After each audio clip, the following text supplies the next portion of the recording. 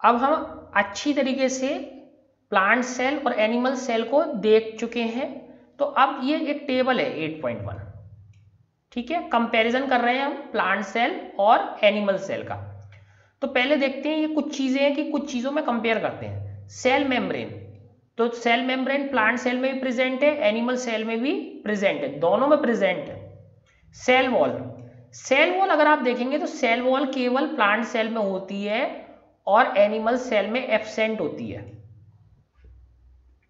Nucleus, nucleus दोनों में ही present है, प्लांट सेल में भी प्रेजेंट है, एनिमल सेल में भी प्रेजेंट है। न्यूक्लियर मेम्ब्रेन, न्यूक्लियर मेम्ब्रेन है या नहीं है? न्यूक्लियर मेम्ब्रेन भी है, क्योंकि हमने पढ़ा था केवल ब्लू ग्रीन एल्गी और बैक्टीरिया में जो है न्यूक्लियर मेम्ब्रेन नहीं होती, उसके अलावा सारी की सारी सेल्स जो यूकैरियोटिक सेल्स है सब में क्या होती है? न्यूक्लियर मेम्ब्रेन होती है। न्यूक्लियस जो होता है वेल डेवलप्ड होता है, तो प्रेजेंट है। साइटोप्लाज्म डेफिनेटली प्रेजेंट है, साइटोप्लाज्म दोनों में। प्लास्टिड्स, क्या जो है इसमें आपको एनिमल सेल में प्लास्टिड्स दिख रहे हैं?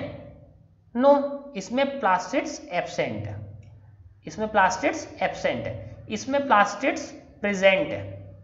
वैक्यूल, वैक्यूल प्रेजेंट तो दोनों में है, वैक्यूल प्रेजेंट दोनों में है। इसमें वैक्यूल बिग है, इसमें वैक्यूल बड़ी है। सिंगल वैक्यूल हो सकती है और बड़ी वैक्यूल होती है। इसमें वैक्यूल्स कैसी हैं? कई सारी हैं और स्मॉल है। तो इसमें देखिए प्लांट सेल में ज्यादातर हिस्सा किस में चला गया है? वैक्यूल में। इसमें लेकिन वैक्यूल बहुत थोड़ी सी है, बहुत थोड़ा सा हिस्सा ही वैक्यूल्स में गया है। फिर से देखते हैं, सेल मेम्ब्रेन दोनों में प्रेजेंट है, सेल वॉल केवल प्लांट सेल में प्रेजेंट है, एनिमल सेल में नहीं है। तो न्यूक्लियस दोनों में प्रेजेंट है, न्यूक्लियर मेम्ब्रेन दोनों में प्रेजेंट है, क्योंकि वेल डिफाइंड न्यूक्लियस है, अलग से हमें अच्छे से दिख पा रहा है। साइटोप्लाज्म दोनों में प्रेजेंट है। प्लास्टिड्स, प्लास्टिड्स किस में है? प्लांट सेल में है, एनिमल सेल में प्लास्टिड्स नहीं है। वैक्यूल, वैक्यूल दोनों में प्रेजेंट है, बट प्लांट सेल की वैक्यूल कैसी है? बड़ी है, एनिमल सेल की वैक्यूल कैसी है? स्मॉल है।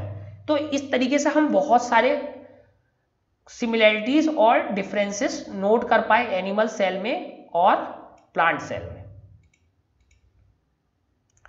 तो अब एक बारी रिवाइज कर लेते हैं कि इस चैप्टर में हमने क्या क्या पढ़ा है।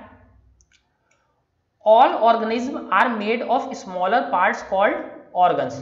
तो जो सारे के सारे ऑर्गेनिज्म होते हैं वो छोटे पार्ट्स से मिलकर बने होते हैं, उन पार्ट्स को क्या बोलते हैं? Organs. Organs are made of still smaller parts, तो ऑर्गन्स क्या और छोटे पार्ट्स से मिलकर बनते हैं, तो इन छोटे पार्ट्स को क्या बोलते हैं? टिश्यू।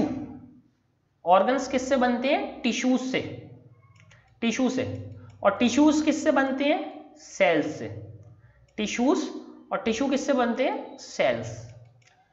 तो organs are made of still smaller parts, उन्हें क्या बोलते हैं? Tissues. The smallest living part of an organism is a cell.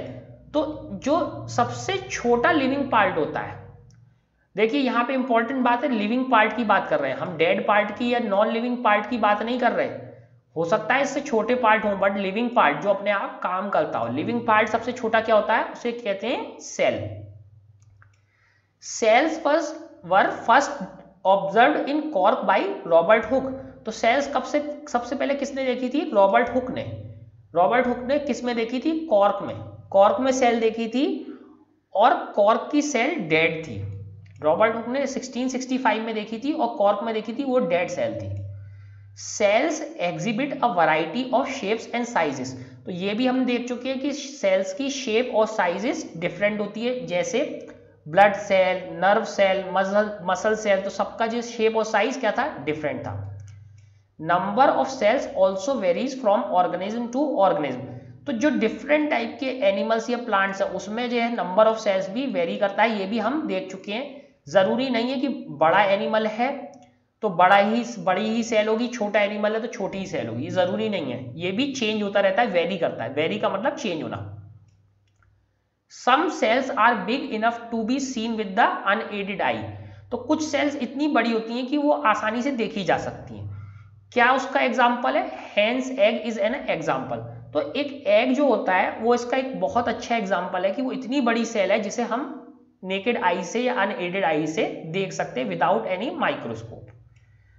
Some organism are single celled, तो कुछ ऑर्गेनिज्म क्या होते हैं वो सिंगल सेल्ड होते हैं, while other contains large number of cells. दूसरे एनिमल्स में क्या होते हैं, दूसरे ऑर्गेनिज्म कैसे हो सकते हैं कि वो मल्टी सेल्यूलर हो सकते हैं। सिंगल सेल्ड वाले जो है यूनिसेल्यूलर होते हैं और वो मल्टी सेल्यूलर होते हैं। The single cell of unicellular organism perform all the basic functions performed by a variety of cells in multicellular organism. तो अगर वो सिंगल सेल का है तो इसका मीनिंग नहीं है कि वो सारे फंक्शन नहीं कर सकता। जो यूनिसेल्यूलर है उसमें वो यूनिसेल्यूलर ऑर्गेनिज्म वो सारे फंक्शंस परफॉर्म करता है, बेसिक फंक्शंस जो मल्टीसेल्यूलर ऑर्गेनिज्म में डिफरेंट टाइप की सेल्स करती हैं, जैसे फूड लेना, फूड को डाइजेस्ट करना, एक्सक्रीशन, रेस्पिरेशन, वो सिंगल सेल सारे काम करती है। ठीक है, और हमने देखा था इसका एग्जांपल अमीबा और पैरामीशियम। पैरामीशियम की शेप शू लाइक थी और अमीबा की क्या शेप थी, अमीबा की कोई शेप नहीं थी, उसकी शेप चेंज होती रहती है क्योंकि स्यूडोपोडिया होते हैं उसमें, नकली फीट, फेक फीट होते हैं उसमें। The cell has 3 main parts, the cell membrane, cytoplasm which contains smaller components called organelles and the nucleus। तो सेल के कितने पार्ट्स थे, 3 मेन पार्ट है। तो क्या क्या पार्ट है 3 मेन पार्ट, एक तो सेल मेम्ब्रेन है, दूसरा साइटोप्लाज्म है। साइटोप्लाज्म में छोटे छोटे कंपोनेंट्स होते हैं जिन्हें कहते हैं ऑर्गेनेल्स, और इन ऑर्गेनेल्स में क्या क्या था, गोल्जी बॉडी थी, राइबोसोम था, माइटोकॉन्ड्रिया था, और लास्ट क्या चीज थी सेल में, न्यूक्लियस। और न्यूक्लियस हमने देखा कि क्यों इंपॉर्टेंस है, क्योंकि ये सेल की सारी एक्टिविटीज को कंट्रोल करता है और इनहेरिटेंस वाले जीन भी कहाँ होते हैं, न्यूक्लियस में। तो इस तरीके से न्यूक्लियस एक बहुत इंपॉर्टेंट पार्ट है सेल का। Nucleus is separated from cytoplasm by a nuclear membrane. तो न्यूक्लियस जो है साइटोप्लाज्म से किससे सेपरेट होता है, एक न्यूक्लियर मेम्ब्रेन। तो एक न्यूक्लियर मेम्ब्रेन भी होती है, उससे ये न्यूक्लियस किससे अलग होता है, साइटोप्लाज्म से, तभी हम इसे देख पाते हैं कि ये न्यूक्लियस है। Cell without organized nucleus that is lacking nuclear membrane are called prokaryotic sales.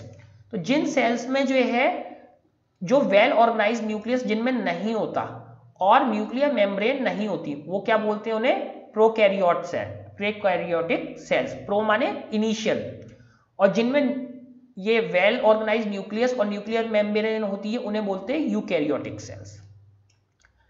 Plant cells differ from animal cells in having an additional layer around the cell membrane termed as cell wall. तो plant cell में क्या होती है, differ किससे करती है, animal cell से, किस वजह से डिफर करती है, सेल वॉल की वजह से, क्योंकि एक एडिशनल लेयर ऑफ प्रोटेक्शन होती है जिसे हम क्या बोलते हैं, cell wall. Colored bodies called plastids are found in plant cells only। तो जो colored bodies हैं जिन्हें हम plastids भी बोलते हैं वो किस में मिलती है, केवल plant cells में मिलती है, animal cells में नहीं मिलती। Green plastids containing chlorophyll are called chloroplast। तो जो green color वाले ये plastids हैं जिसमें क्या होता है, क्लोरोफिल। क्लोरोफिल किसके लिए जरूरी है, क्लोरोफिल फोटोसिंथेसिस के लिए जरूरी है। तो इन ग्रीन प्लास्टिड्स वाले जो ग्रीन प्लास्टिड्स जिनमें क्लोरोफिल होता है उन्हें हम क्या बोलते हैं, क्लोरोप्लास्ट, और ये किसमें होते हैं, प्लांट्स में। Plant cell has a big central vacuole unlike the number of small vacuoles in animal cells. तो प्लांट सेल में क्या होती है, एक बड़ी सेंट्रल वैक्यूल होती है, बड़ी सेंट्रल वैक्यूल है, और जो एनिमल सेल होती है उसमें एक से ज्यादा वैक्यूल्स होती हैं, बट कैसी होती है, स्मॉल होती है। तो प्लांट सेल में एक बड़ी सेंट्रल वैक्यूल होती है, जबकि एनिमल सेल में कई सारी छोटी छोटी वैक्यूल होती हैं। तो इस तरीके से हमने देखा कि सबसे छोटी लिविंग यूनिट क्या है, सेल है। और अब ये हमारा चैप्टर कंप्लीट हो गया है। अब आप लोग इसकी एक्सरसाइज करके कंप्लीट कर लें अपने आप।